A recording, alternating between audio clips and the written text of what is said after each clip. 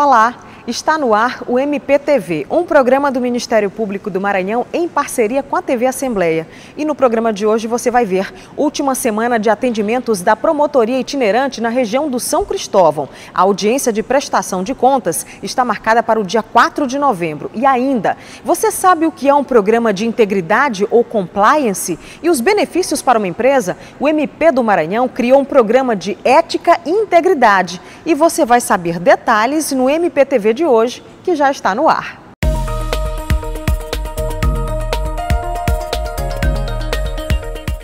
A 34ª Promotoria de Justiça especializada na defesa da probidade criou o projeto Ética e Integridade na Prevenção da Corrupção. O programa de integridade é também conhecido como compliance. O termo tem origem no verbo inglês to comply, que significa obedecer uma regra, um comando, um regulamento, ou seja, estar em conformidade com determinadas leis e regras.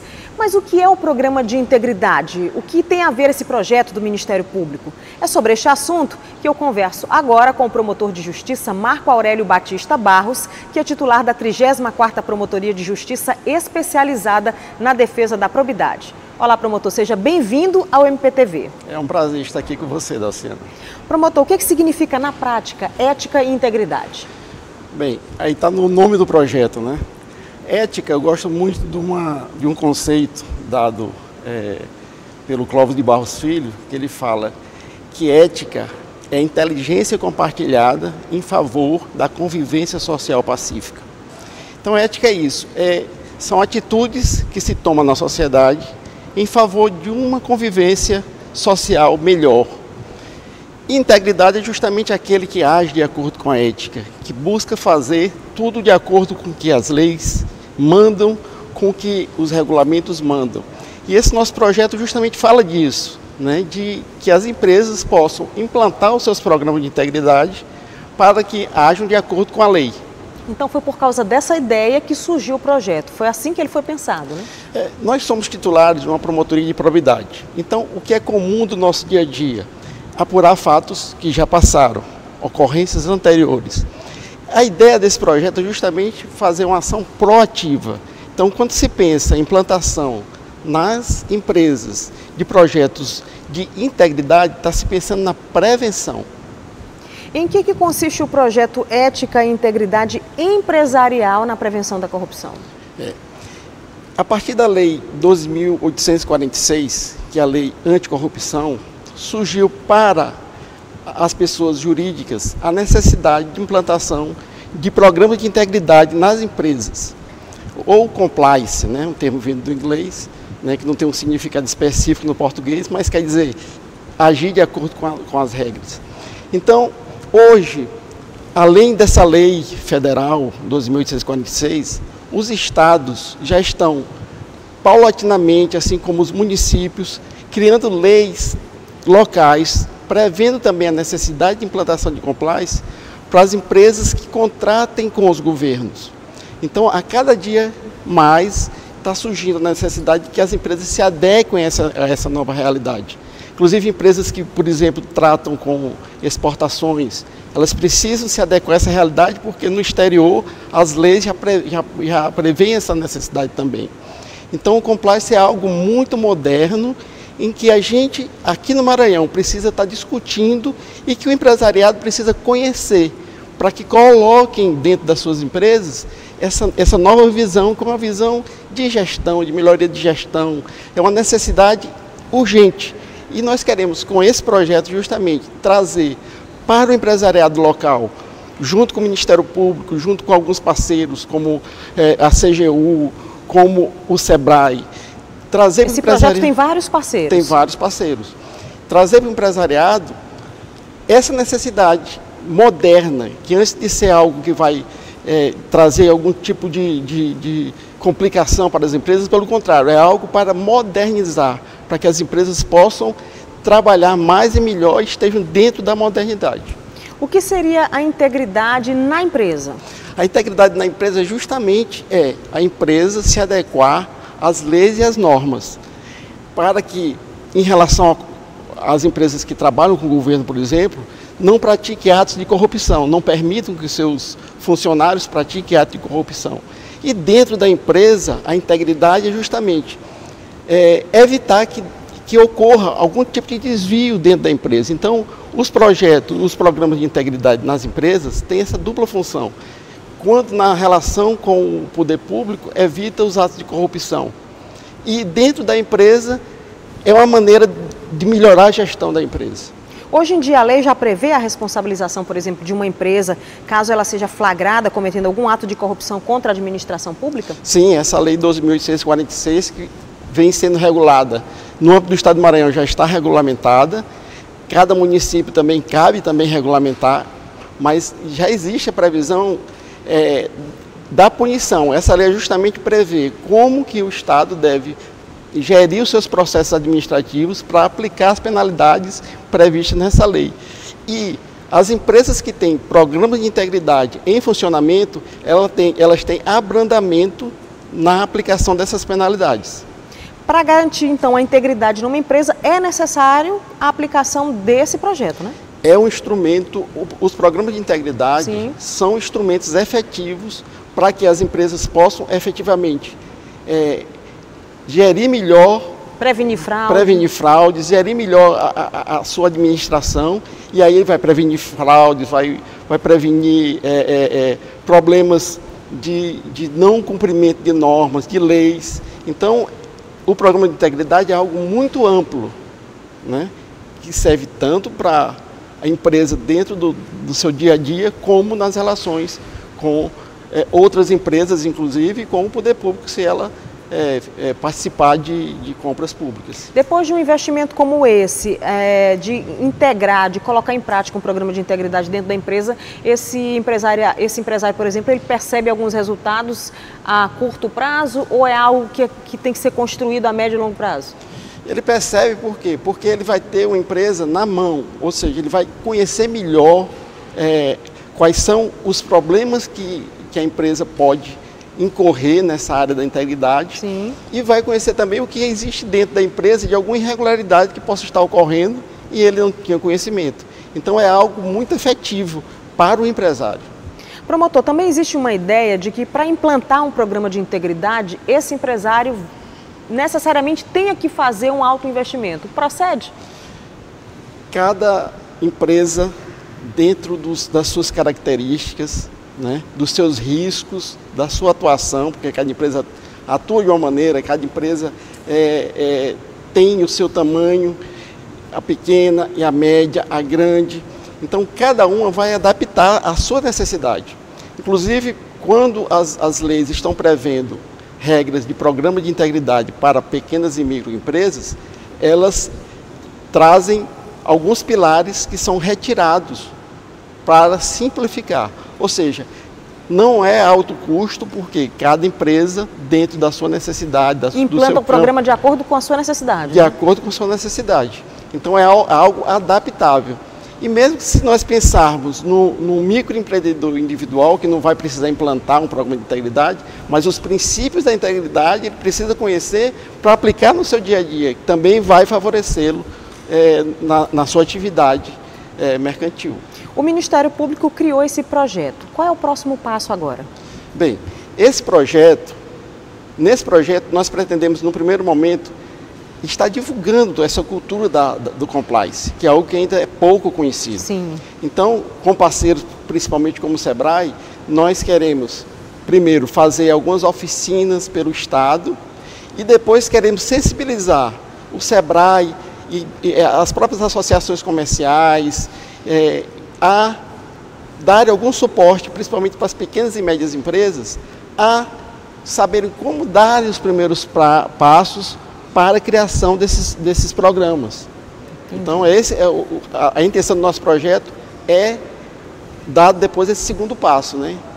Tratar com essas empresas, ou com os empresários, com o empresariado, com as entidades empresariais e com o SEBRAE, para que possam dar esse suporte às pequenas e microempresas. Porque as grandes empresas, como têm uma necessidade maior, Sim. certamente elas vão contratar um escritório para criar os seus programas. Muitas vezes a comunidade tem aquela ideia de que o Ministério Público só age para executar, por exemplo, um gestor na justiça, ou expedir uma recomendação ou uma ação civil pública, mas o Ministério Público também trabalha na prevenção, né? Pois é, e a prevenção... Ainda mais uma promotoria como a sua, que tem muitos, como o senhor mencionou logo no início da entrevista, tem muitos casos dessa questão de improbidade, né?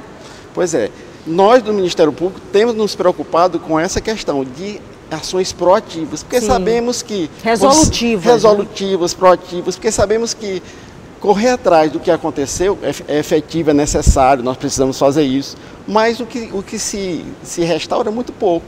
Então, o melhor é prevenir, com certeza absoluta. Ok. Promotor de Justiça Marco Aurélio Batista Barros, muito obrigada pelos esclarecimentos aqui no MPTV. Eu agradeço e espero que essa seja apenas uma semente para que a gente possa, dentro do Estado do Maranhão, estar conhecendo mais e melhor o compliance, os programas de integridade, estar discutindo o assunto para que as empresas maranhenses possam entender a sua necessidade e possamos ter aqui um mercado mais efetivo no campo da integridade. Ok, muito obrigada. No próximo bloco, última semana de atendimentos da promotoria itinerante na região do São Cristóvão. É um instante só.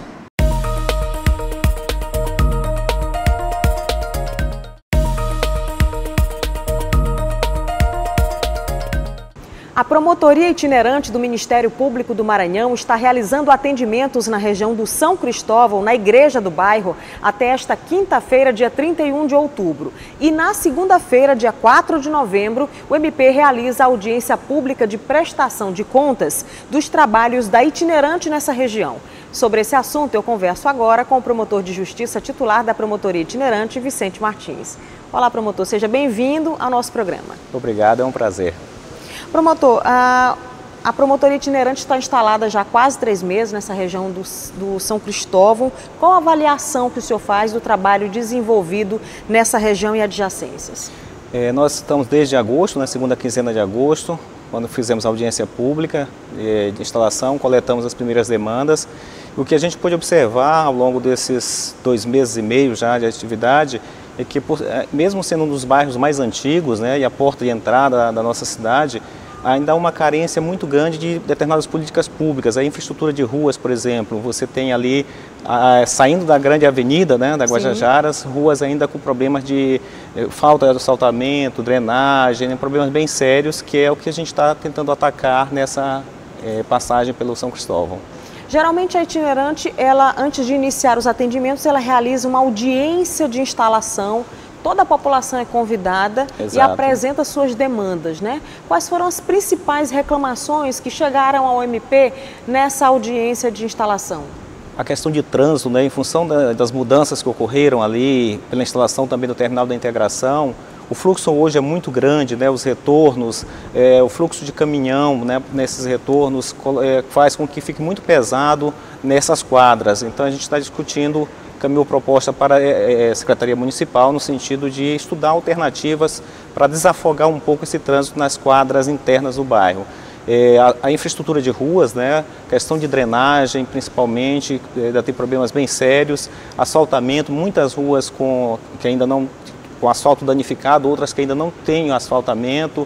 Na parte mais ao fundo, ali aproximando da UEMA, você tem canais que precisam de drenagem mais profunda, né? Algumas pontes para interligar essas comunidades, né? Fazer com que haja o fluxo de passageiros, de pessoas e de carros possa se dar num percurso menor, né? Então a gente ainda tem problemas sérios nessas áreas, principalmente no transporte. Segurança, a gente já tem um retorno da Secretaria já com algumas medidas que estão sendo implementadas para dar um pouco mais de segurança, com mais policiamento, mais viaturas na região para atender melhor aquela população.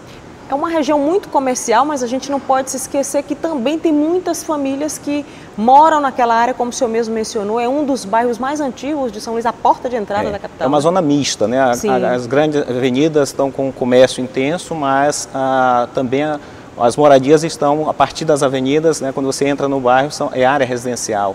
E aí você começa a ter conflitos, né? Porque em função dos comércios, muitos carros, nós temos muitas oficinas mecânicas, e isso gera alguns problemas, porque muitos carros são deixados nas avenidas, às vezes ficam sucatas, carros que ficam praticamente abandonados para consertos, né?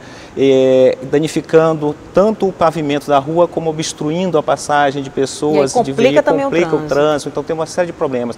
A gente teve já com o diretor da Blitz Urbana fazendo uma passagem por esses locais para verificar de que forma o órgão municipal pode estar dando maior fluidez e atuando junto a essas oficinas, no sentido de que elas tenham o local adequado para a guarda desses veículos e a realização desses serviços de forma a não prejudicar o dia a dia da comunidade, né, e o fluxo de pessoas e de veículos. O senhor mencionou agora há pouco que a Blitz Urbana já deu um retorno, a Secretaria de Segurança também.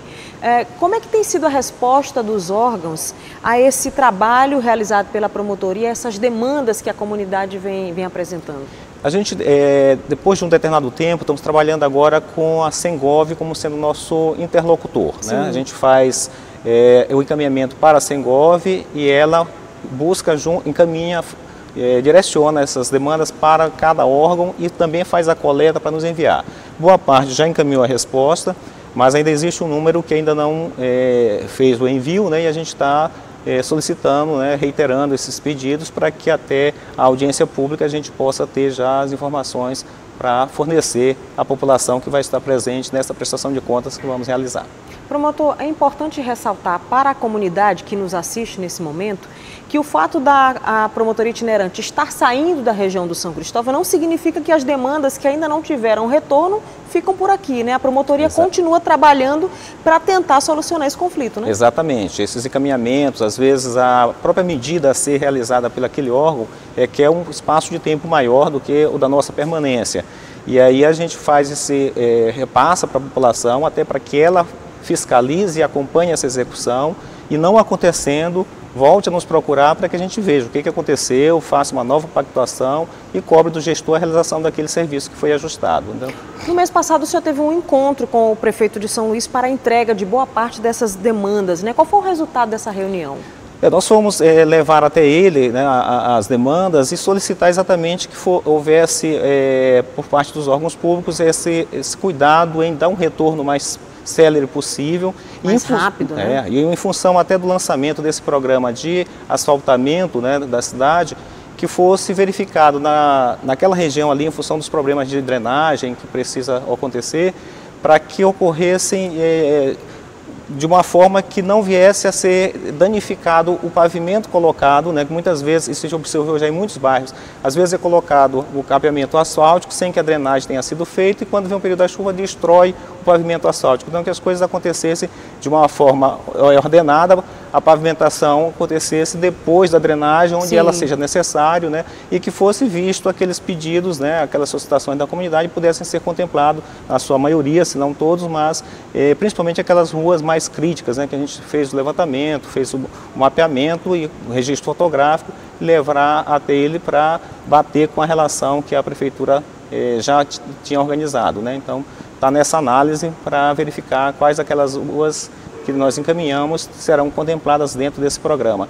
Existe uma rua, por exemplo, ali, quando você está saindo da Avenida dos Franceses, é a última via de acesso, Rua Caravelas, que há muito tempo eles lutam e até atuando em outras promotorias, essa demanda já vinha sendo trazida para a gente, a Comunidade de Direitos Fundamentais, e eles estiveram com a gente, com abaixo-assinado, já encaminharam requerimentos de outras vezes, e tive já um contato com o secretário de Obras e ele já sinalizou que essa seria uma das vias que estaria contempladas. Então a gente está tentando buscar exatamente essa composição com a administração no sentido de atender o maior número possível, principalmente aquelas mais críticas.